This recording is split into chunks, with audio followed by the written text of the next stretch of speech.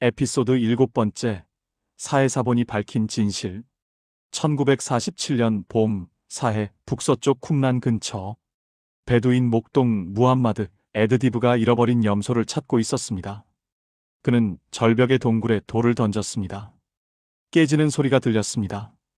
호기심에 동굴로 올라가 보니 항아리들이 있었습니다. 그 안에는 가죽에 쌓인 오래된 두루마리들이 들어 있었습니다. 그는 그것들이 무엇인지 몰랐습니다. 베두인들은 두루마리 몇 개를 베들레헴의 골동품 상인에게 팔았습니다. 결국 히브리 대학교의 엘리에제르 수케닉 교수가 그것들을 보게 되었습니다. 그는 즉시 알아챘습니다. 이것들은 2000년이 넘은 히브리어 성경 사본들이었습니다. 20세기 최대의 고고학적 발견이 시작된 순간이었습니다. 그 이후 10년간 11개의 동굴에서 약 900개의 사본이 발견되었습니다. 이사야서 전체, 시편 모세오경의 조각들, 그리고 이전에 알려지지 않았던 문서들. 사해사본은 성경 연구를 혁명화했습니다. 그것들은 무엇을 증명했을까요? 그리고 왜 그토록 중요할까요? 섹션 첫 번째, 발견의 이야기.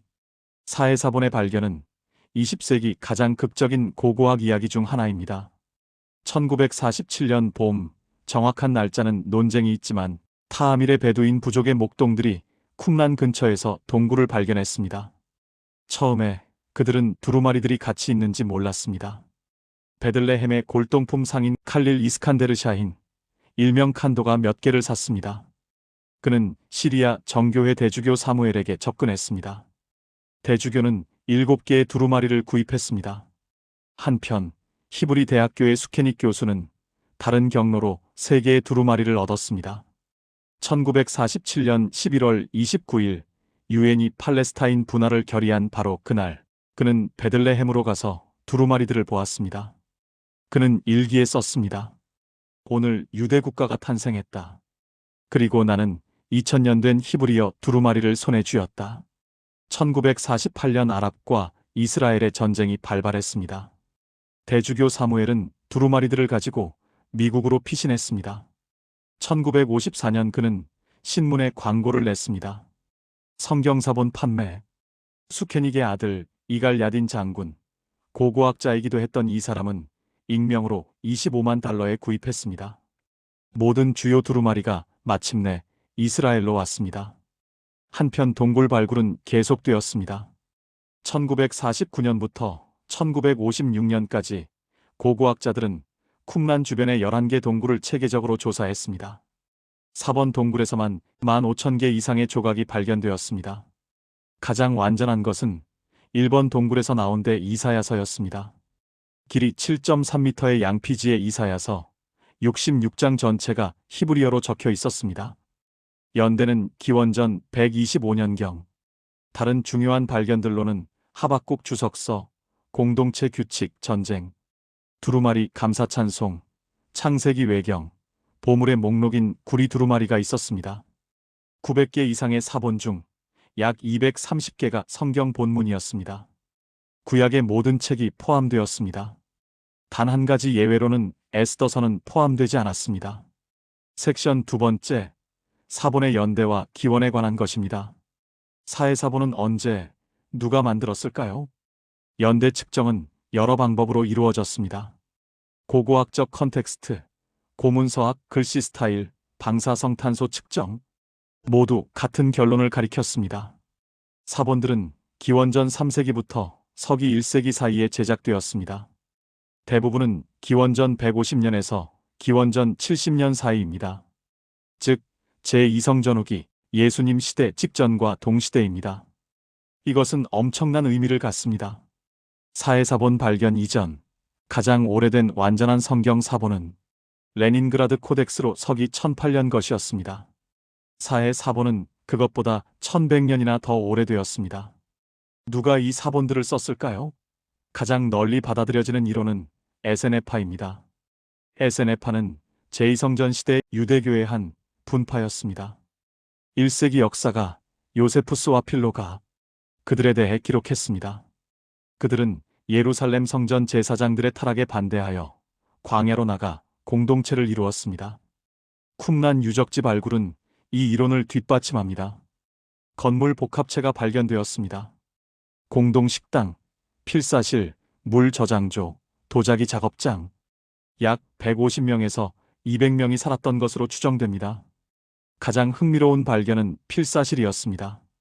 긴 테이블과 벤치가 있는 방. 잉크병도 발견되었습니다.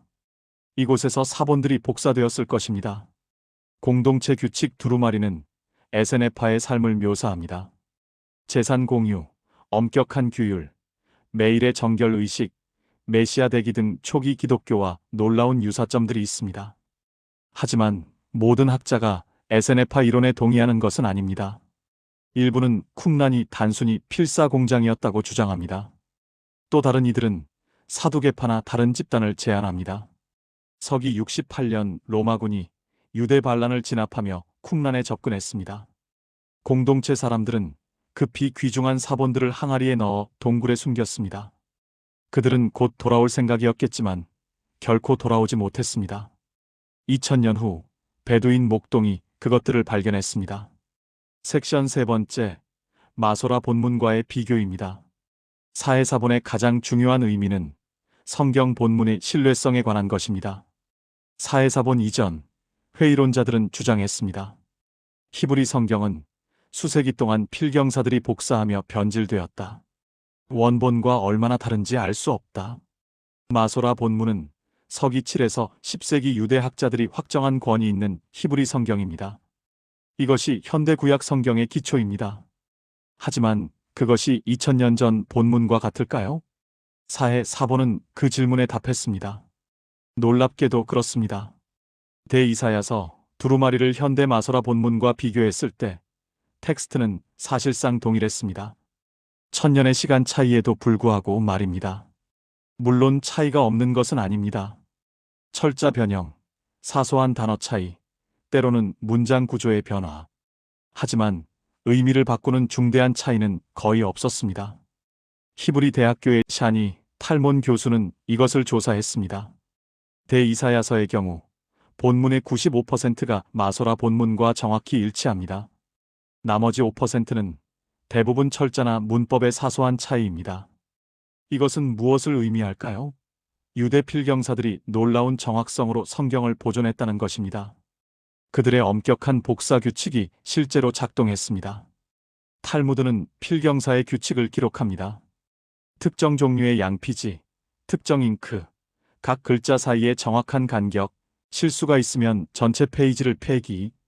이것은 단순한 이론이 아니었습니다. 그들은 정말로 그렇게 했습니다. 하지만 모든 사본이 마소라 본문과 일치하는 것은 아닙니다. 일부는 다른 텍스트 전통을 보여줍니다. 예를 들어 일부 사무엘서 조각은 그리스어 72력과 더 가깝습니다. 일부 출애굽기 사본은 사마리아 오경과 유사합니다. 이것은 제2성전 시대에 여러 버전의 성경 텍스트가 유통되었음을 보여줍니다. 학자들은 이것을 텍스트적 다원주의라고 부릅니다. 하나의 공식 버전이 아니라 약간씩 다른 여러 전통이 공존했습니다. 서기 100년경이 돼서야 랍비들이 표준 본문을 확정했고 그것이 마소라 본문이 되었습니다. 이것은 성경의 권위를 약화시킬까요? 반드시 그렇지 않습니다. 중요한 교리나 역사적 사건에 영향을 미치는 차이는 거의 없습니다. 대부분은 철자, 문법, 단어 순서의 변형입니다. 섹션 네 번째, 새로운 발견들에 관한 것입니다. 사해사본은 성경 본문뿐만 아니라 이전에 알려지지 않았던 문서들도 포함합니다. 그것들은 제2성전 시대 유대교에 대한 창을 엽니다. 성전 두루마리는 가장 긴 사해사본입니다. 길이 8.15m. 이것은 이상적인 성전과 그 의식에 대한 상세한 설명입니다. 모세오경의 확장판 같습니다.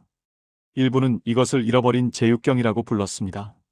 전쟁 두루마리는 종말론적 전투를 묘사합니다.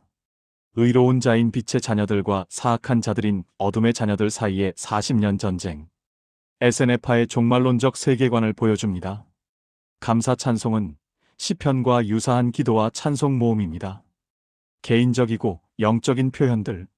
일부는 공동체의 창시자, 의의 교사가 썼을 가능성이 있습니다. 하박국 주석서는 성경 주석입니다.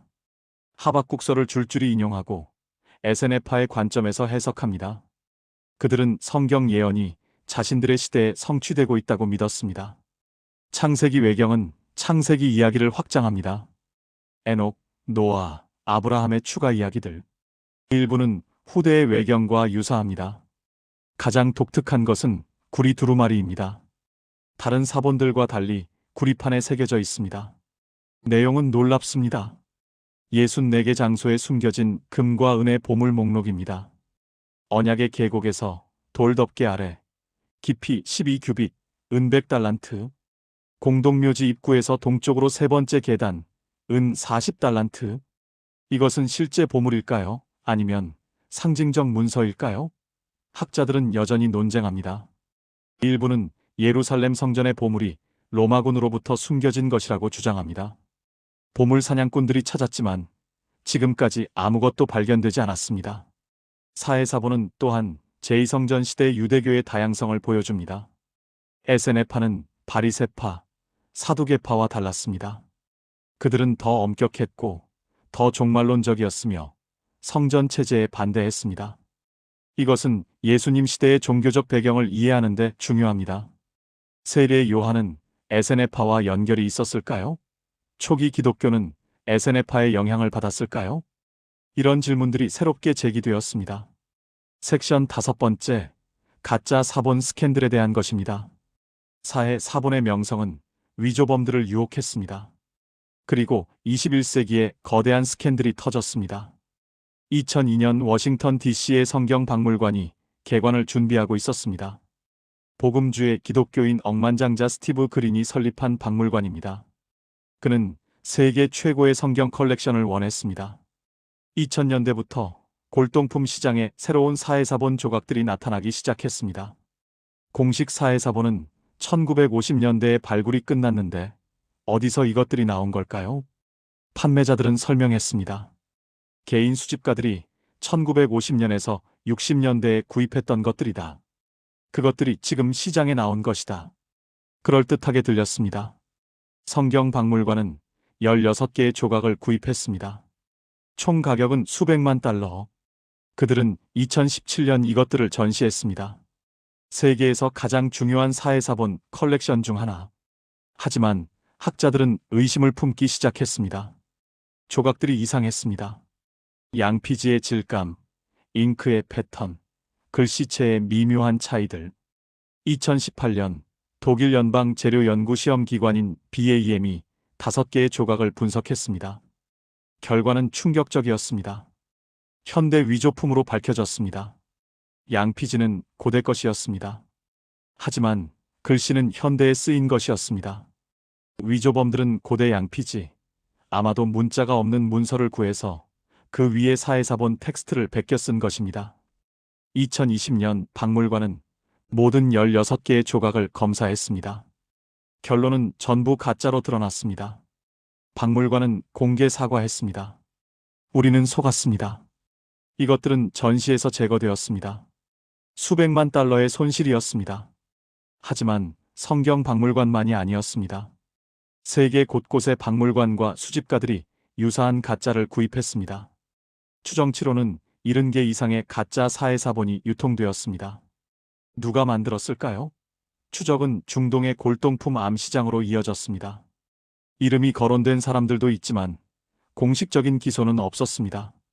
위조 네트워크는 여전히 작동하고 있을 수 있습니다. 이 스캔들은 중요한 교훈을 남겼습니다. 첫째, 출처가 불분명한 유물은 의심해야 합니다. 둘째, 과학적 검증이 필수입니다. 셋째, 욕심이 판단을 흐리게 합니다. 진짜 사해사본은 어떨까요? 그들은 안전합니다. 공식적으로 발굴되고 문서화된 900개 사본은 주로 이스라엘 박물관과 요르단 고고학 박물관에 보관되어 있습니다. 그들의 진정성은 의심의 여지가 없습니다. 섹션 6번째, 성경 보존의 기적입니다. 사해사본이 우리에게 가르치는 가장 깊은 교훈은 무엇일까요? 그것은 보존의 기적입니다. 2000년 동안 히브리 성경은 놀라운 정확성으로 전승되었습니다. 수천 번의 손으로 쓴 복사에도 불구하고 본문은 본질적으로 변하지 않았습니다. 이것은 우연이 아닙니다. 그것은 의도적인 헌신의 결과입니다. 유대 필경사들, 마소라 학자들, 랍비들, 그들은 하나님의 말씀을 보존하는 것을 신성한 의무로 여겼습니다. 탈무드는 말합니다. 토라 두루마리를 쓰는 필경사는 마치 세상을 창조하는 것과 같다. 그들은 각 글자를 거룩하게 취급했습니다. 사해 사본은 이 전통이 얼마나 오래되었는지 보여줍니다. 기원전 2세기에도 그들은 이미 정확한 복사에 전념하고 있었습니다. 물론 성경은 단순한 역사적 문서가 아닙니다. 그것은 살아있는 신앙의 문서입니다. 유대교와 기독교에게 그것은 하나님의 계시입니다. 사해사본은 신앙과 과학이 만나는 지점입니다. 과학은 본문의 역사, 전승, 변형을 연구합니다. 신앙은 그 의미, 메시지, 영적 힘을 경험합니다. 둘 다 필요합니다. 과학 없이는 성경이 역사적 진공 속에 떠 있습니다. 신앙 없이는 그것은 단지 고대 문헌일 뿐입니다. 사해사본의 발견은 두 세계를 연결했습니다. 그것은 성경이 역사적으로 신뢰할 수 있는 문서임을 보여주었습니다. 동시에 그것은 고대 사람들이 얼마나 깊이 그들의 신앙을 소중히 여겼는지 보여주었습니다. 쿰란 공동체는 로마 군대가 다가오는 것을 보고 그들의 가장 귀중한 소유물인 성경 사본을 숨겼습니다. 그들은 자신의 생명보다 하나님의 말씀을 더 소중히 여겼습니다. 2000년 후 그 사본들은 다시 빛을 보았습니다. 그리고 그들은 여전히 말하고 있습니다. 동일한 단어, 동일한 이야기, 동일한 약속을 이사야 40장 8절에서 이야기하고 있습니다. 대이사야서 두루마리에 기록되어 있고 우리의 현대 성경에도 기록되어 있습니다. 풀은 마르고 꽃은 시드나 우리 하나님의 말씀은 영원히 서리라. 사해 사본은 그 말씀에 살아있는 증거입니다. 결론의 시간입니다. 사해 사본은 무엇을 증명했을까요? 그것들은 히브리 성경이 2000년 동안 놀라운 정확성으로 보존되었음을 증명했습니다. 마소라 본문이 고대 원본에 충실하다는 것을 확인했습니다. 그것들은 제2성전 시대 유대교의 풍부한 다양성을 드러냈습니다. 에세네파, 그들의 신념, 그들의 희망, 그들의 종말론. 그것들은 성경이 단순히 하늘에서 떨어진 것이 아니라 역사 속에서 형성되고 전승된 문서임을 보여주었습니다. 하지만 그 과정이 놀랍도록 신실했다는 것도 보여주었습니다. 가장 중요한 것은 사해사본은 신앙과 학문이 적이 아님을 증명했습니다. 정직한 과학적 탐구는 신앙을 위협하지 않습니다. 오히려 그것을 깊게 합니다. 다음 에피소드에서는 신약으로 넘어갑니다. 나사렛, 예수님의 고향. 회의론자들은 주장합니다. 1세기의 나사렛은 존재하지 않았다. 그것은 후대의 창작이다. 하지만 최근 발굴들이 놀라운 이야기를 하고 있습니다. 다음 이야기를 기대해 주세요.